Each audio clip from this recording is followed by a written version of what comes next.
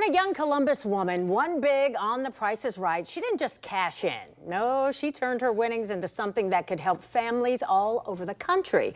Mackenzie Hart is proving that with faith, focus, and a little game show luck, you can spin a once-in-a-lifetime moment into something even bigger.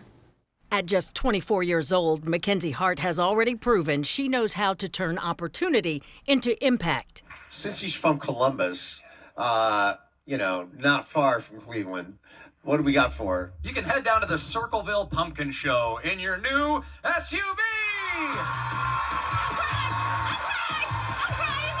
Last summer, she was sitting in the audience of the Price is Right game show with her dad, hoping he'd be the one called to come on down. But instead, it was Mackenzie.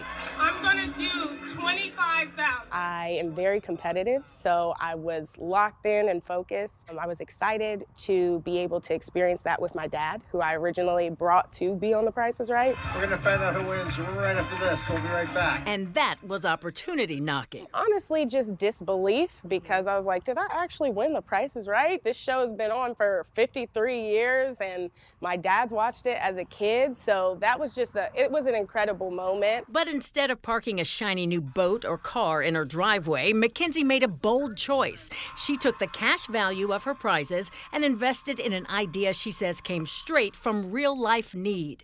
A friend with 3 kids once called her in a panic. He couldn't miss work and needed a babysitter. She couldn't help that day, but it sparked a thought. His need inspired me to offer parents a different resource for last-minute and on-demand care, because I really thought, why isn't there an app for that? That idea has now grown into a nationwide app set to launch this month. It's called SOSitter, like the SOS signal for help.